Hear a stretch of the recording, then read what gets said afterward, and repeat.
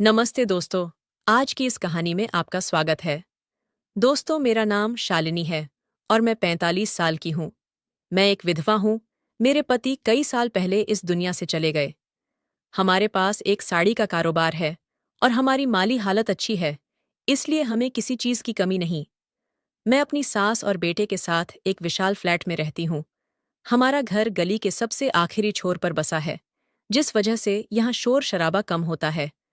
हमारे फ्लैट के ठीक बगल में एक छोटा सा खेत भी है।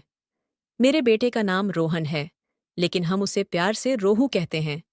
वह 20 साल का है और मेरी तरह ही लंबा और पतला है। उसकी हाइट 5 फुट। वह कॉलेज में पढ़ाई करता है और हॉस्टल में रहता है। उसका कॉलेज यहाँ से ज्यादा दूर नहीं, बस 4 घंटे का रास्ता है, मगर कॉलेज के सख्त नियमों की वजह से उसे हॉस्टल में रहना पड़ता है। उसे महीने में सिर्फ 2 बार, शनिवार और रविवार को ही घर आने का मौका मिलता है। अब मैं अपनी बात करूं। जैसा कि मैंने बताया, मैं 45 साल की हूं, पतली हूं और मेरी लंबाई 5 फुट 4 इंच है। लोग अक्सर कहते हैं कि मैं अब भी सुंदर और आकर्षक दिखती हूं।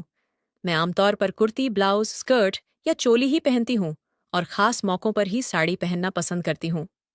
जब मैं बाहर निकलती हूं तो लोग मुझे घूरते हैं। मेरी कुछ सहेलियों ने भी यह बात मुझसे कही है। एक दिन रोहू के कॉलेज से प्रोफेसर अनिता का कॉल आया। उन्होंने बताया कि मेरा बेटा बहुत समझदार और तेज है, लेकिन हाल के दिनों में वह थोड़ा बीमार और उदास सा लग रहा है। उन्होंने सलाह दी कि मैं उसे कुछ दिनों के लिए घर बुला लूं, ताकि वह थोड़ा सुकून पा सके और पढ़ाई पर फिर से ध्यान दे सके। मैंने उनकी बात मान ली और रोहू को घर ले आई। हम दोनों शिक्षित हैं, इसलिए कभी कभी अंग्रेजी में भी बातें करते हैं। रोहू के घर आने के बाद कुछ दिन ऐसे ही गुजर गए। सुबह मैं अपनी दुकान पर चली जाती और रोहू कभी कभी गली के नुक्कड़ पर अपने दोस्तों से मिलने चला जाता।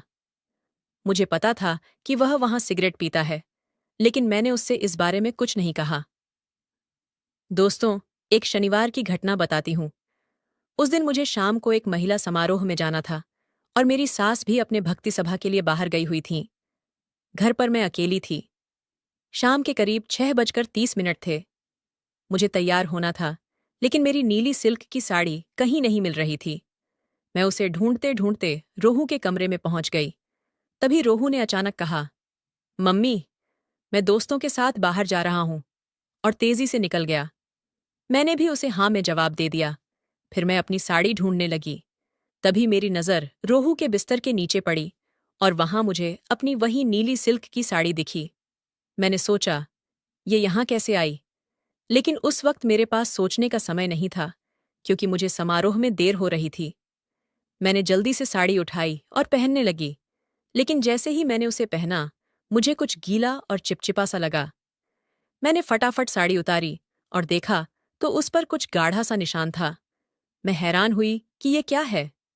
फिर मुझे एहसास हुआ कि ये मेरे बेटे की करतूत है। मैं सोच में पड़ गई कि रोहू ऐसा क्यों कर रहा है, लेकिन उस वक्त मेरे पास वक्त नहीं था, तो मैंने वहीं साड़ी पहन ली और निकल गई। थोड़ी देर बाद मुझे अजीब सा मजा आने लगा। अगले दिन भी कुछ ऐसा ही हुआ। सुबह जब मैं दुकान के लिए तैयार हो रही थी, रोहू बाथरूम से जल्दी में बाहर आया और बोला, मम्मी, मैं बाहर जा रहा हूं। मैंने हाँ कह दिया और वह चला गया। मैं कपड़े बदल रही थी, तभी मेरी नज़र बाथरूम में पड़े एक कपड़े पर गई। उसे देखकर मैं हल्के से मुस्कुराई, क्योंकि अब मुझे ये सब अच्छा लगने लगा था। फिर रविवार को मुझे अपने महिला ग्रुप के एक आयोजन में जाना था। शाम का वक्त था। सास सत्संग के लिए गई हुई थीं और रोहू अपने कमरे में था। थोड़ी देर बाद वह जल्दी से बाहर आया और बोला, मम्मी, मैं जा रहा हूं। मैंने उसे जाने दिया। उसके जाने के बाद मैंने उसका बिस्तर ठीक करने के लिए चादर और तकिया उठाया। तभी मेरी नज़र नीचे गई और फिर वही चीज़ दिखी। अब ये सब मुझे सचमुच पसंद आने लगा था। मुझे अब समझ आ रहा था कि रोहू थोड़ा परेशान क्यों रहता है। शायद उसे ये सब रोमांचक लगता हो। हाँ, वह अब जवान हो रहा है, लेकिन मेरे कपड़े क्यों इस्तेमाल करता है? ये सवाल मेरे मन में बार बार उठ रहा था। फिर मैंने सोचा कि क्यों न मैं जानबूझकर अपने पसंदीदा कपड़े उसके कमरे में या आसपास छोड़ दूं। कुछ दिनों बाद एक रविवार की दोपहर को मैंने फैसला किया कि आज दुकान से जल्दी घर आ जाऊंगी, क्योंकि शाम को सास सत्संग में जाने वाली थीं। मैंने दुकान की लड़कियों को कह दिया कि आज मैं जल्दी जा रही हूं और शाम को नहीं लौटूंगी तो वे दुकान संभाल लें। शाम को मैंने कुछ नया करने का सोचा। मैं चुपके से रोहू के कमरे में गई, कपड़े बदले और कुछ कपड़े वहां जानबूझकर छोड़ दिए, ये देखने के लिए कि वह क्या करता है। फिर मैं अपने काम में व्यस्त हो गई। दोपहर में जब मैंने देखा तो रोहू अपने लैपटॉप पर कुछ देख रहा था और अपना काम कर रहा था। मुझे थोड़ा अटपटा लगा, लेकिन मैंने सोचा कि वह युवा है, क्या कर सकता है, और मैं फिर अपने काम में लग गई। अब शाम के 5 बज चुके थे। सास सत्संग के लिए चली गई थीं। घर में सिर्फ मैं और रोहू थे। इस मौके को देखकर मैंने सोचा कि आज कुछ अलग करूं। मैंने ऊपर एक ब्लाउज पहना और नीचे एक फिटिंग वाली साड़ी। फिर शीशे में खुद को देखा, हल्की गुलाबी लिपस्टिक लगाई, माथे पर बड़ी सी बिंदी सजाई और बाल खुले छोड़ दिए। सच कहूं, मैं बहुत खूबसूरत लग रही थी। तभी रोहू आया। वह मुझे देखकर दंग रह गया। उसने मुझे ऊपर से नीचे तक देखा और कुछ पल तक बस मुझे ताकता रहा। मैंने कहा, अरे बेटा, ऐसे क्या घूर रहा है, चाय पिएगा? रोहू ने जवाब दिया, नहीं, मैं बाहर होटल पर पी लूंगा। मैंने कहा, नहीं बेटा, ऐसा नहीं चलेगा। आज तू मेरे साथ चाय पिएगा। और हाँ, मुझे पता है तू सिगरेट पीता है। अगर पीनी हो तो अपने कमरे में पी लेना। फिर मैंने कहा, चल बेटा, गैलरी में चलते हैं, चाय पीते हैं। हम दोनों गैलरी में गए। मैंने उससे पूछा, रोहू, आज तुझे कोई परेशानी तो नहीं? उसने कहा, मम्मी, जब आप हो तो मुझे कोई चिंता नहीं होती।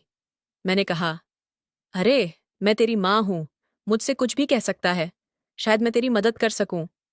लेकिन उसने कुछ नहीं कहा। हम दोनों चुपचाप खड़े रहे। सामने हमारा खेत था और वहां एक छोटी सी कुटिया दिख रही थी। तभी वहां 2 कुत्ते आए। थोड़ी देर बाद नर कुत्ता मादा के साथ खेलने लगा। आप समझ ही सकते हैं। रोहू बड़े गौर से उन्हें देखने लगा। मैंने अचानक कहा, रोहू, सुन तो। लेकिन उसने सुना नहीं। उसका सारा ध्यान बस उन कुत्तों पर था। तभी मैंने जोर से कहा, रोहू, अरे, तू मेरे कपड़ों के साथ करता है ना? वह चौंक गया और बोला, हाँ। फिर एक पल के लिए घबराकर मेरी तरफ देखने लगा। मैंने कहा, अरे, साफ साफ बोल, मुझे सच जानना है। रोहू शर्मिंदा सा होकर सिर झुकाए खड़ा रहा और धीरे से बोला, हाँ मम्मी।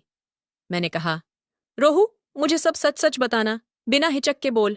अगर करता है तो शर्माने की क्या बात है? वह थोड़ा रुका, फिर सिर झुकाकर बोला, हाँ मम्मी, मैं करता हूं। मैंने कहा, रोहू, ऐसे नहीं, मेरी आंखों में देखकर बोल। वह चुप रहा। मैंने फिर कहा, रोहू, बस एक बार साफ बोल, डर क्यों रहा है? मुझसे डरने की क्या जरूरत है? वह फिर थोड़ा रुका, मेरी तरफ देखा और बोला, हाँ मम्मी, मैं करता हूं। मैंने कहा, अच्छा, चल, आज मैं तुझे सच्ची खुशी दूंगी।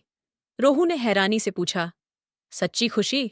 मैंने कहा, हाँ रोहू, आज मैं तुझे असली मजा दूंगी। चल, बेडरूम में आ। वह हिचकिचाया, मम्मी, लेकिन। मैंने कहा, अरे, फिर से टेंशन ले रहा है क्या? ठीक है, पहले चाय पी ले। मैं तेरे लिए चाय लाती हूँ, फिर सिगरेट पी लेना और उसके बाद बेडरूम में आना। हाँ, ब्रश करके आना और जब मैं बुलाऊं तभी आना। मैंने चाय बनाई, 2 कप लिए, एक उसे दिया और एक अपने लिए रखा। उसके कप में मैंने एक खास जड़ी बूटी मिलाई। मुझे पता था कि ये चाय पीते ही उसका मन बदल जाएगा। मुझे ये भी मालूम था कि सास अभी 3 घंटे तक सत्संग से नहीं लौटेंगी। आज हमारी बिल्डिंग के नीचे सत्संग चल रहा था और भक्ति भजनों की आवाज गूंज रही थी। चाय पीते पीते मैंने घर के दरवाजे और खिड़कियां बंद कर दीं, पर्दे भी डाल दिए। सिर्फ किचन की रोशनी चालू थी, क्योंकि बाहर हल्की बारिश हो रही थी और अंधेरा सा छा गया था। किचन की मध्यम रोशनी बेडरूम तक पहुंच रही थी। चाय के बाद रोहू बालकनी में सिगरेट पीने गया। मैंने उसे आवाज दी, रोहू बेटा, आजा, मैं तेरा इंतजार कर रही हूं। वह अंदर आया। मैं बेड के पास दीवार से सटकर खड़ी थी। रोहू मेरे पास आया और मुझे देखने लगा।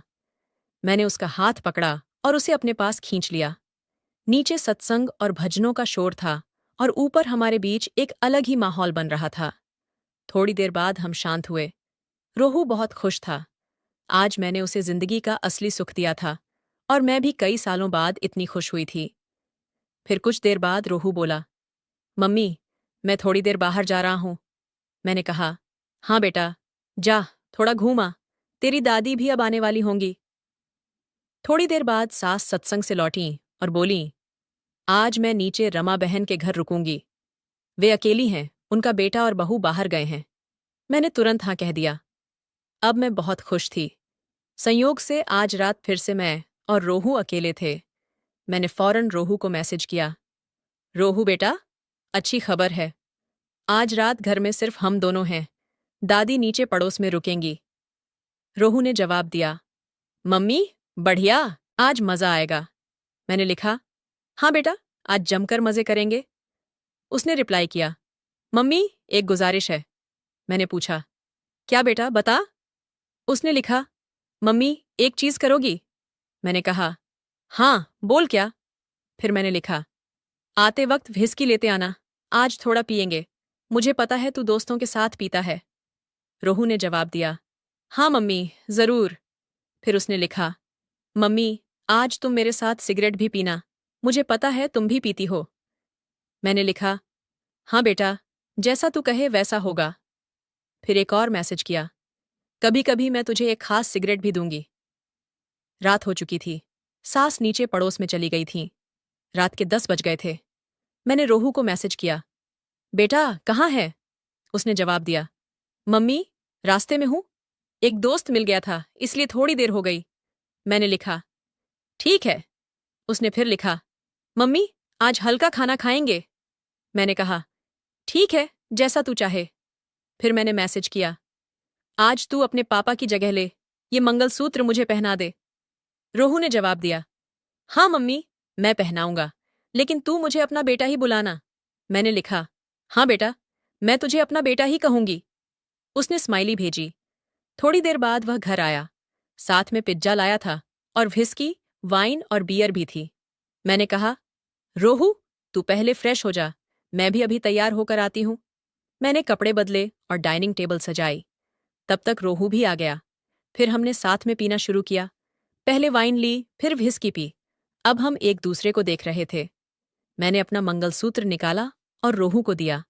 हमने और व्हिस्की पी और उसने भी ली। फिर हमने मोमबत्ती की रोशनी में डिनर किया। हल्की हंसी, ग्लासों की टकराहट और मोमबत्ती की मध्यम रोशनी ने माहौल को खास बना दिया। शायद व्हिस्की का नशा अब चढ़ रहा था। रोहू ने मेरा हाथ पकड़ा, हल्के से दबाया और मुस्कुराते हुए बोला, तुम्हें पता है, जब तुमने मुझे मंगलसूत्र दिया तो लगा कि तुमने मुझे हमेशा के लिए अपना लिया। मैंने उसकी आंखों में देखा, जहां कुछ अनकही बातें थीं। मैंने धीरे से कहा, रोहू, तू पहले से मेरा है, इसमें कहने की क्या बात। उसने शरारती अंदाज में कहा, अच्छा, लगता है मैं हवा में उड़ रहा हूं। हम दोनों हंस पड़े। रोहू ने मुझे गले लगाया और बोला, तुम साड़ी में बहुत सुंदर लगती हो। उसने मुझे गौर से देखा और कहा, ये रात सिर्फ हमारी है। मैंने सिर झुकाया और उसे गले लगाया। मोमबत्ती की रोशनी, हल्का संगीत और हमारे दिलों की धड़कनें ही अब हमारे बीच थीं। उस रात चांद भी चांदनी बिखेर रहा था, जैसे हमारी इस खास रात का साक्षी बनना चाहता हो। हवाएं भी हमारी चुप्पी में कुछ गुनगुना रही थीं। मैंने रोहू के कंधे पर सिर रखा और कहा, काश ये रात कभी न खत्म हो। उसने मुझे और पास खींचा और बोला, ऐसी ही रहेगी। और वो रात हमारी जिंदगी में हमेशा के लिए यादगार बन गई। तो दोस्तों, ये थी हमारी छोटी सी कहानी। आपको ये कैसी लगी, कमेंट में ज़रूर बताएं। अगर पसंद आई तो लाइक करें और दोस्तों के साथ शेयर करें। ऐसी ही मज़ेदार कहानियों के लिए हमारे चैनल को सब्सक्राइब करें और बेल आइकन दबाना न भूलें ताकि कोई भी कहानी मिस न हो। धन्यवाद।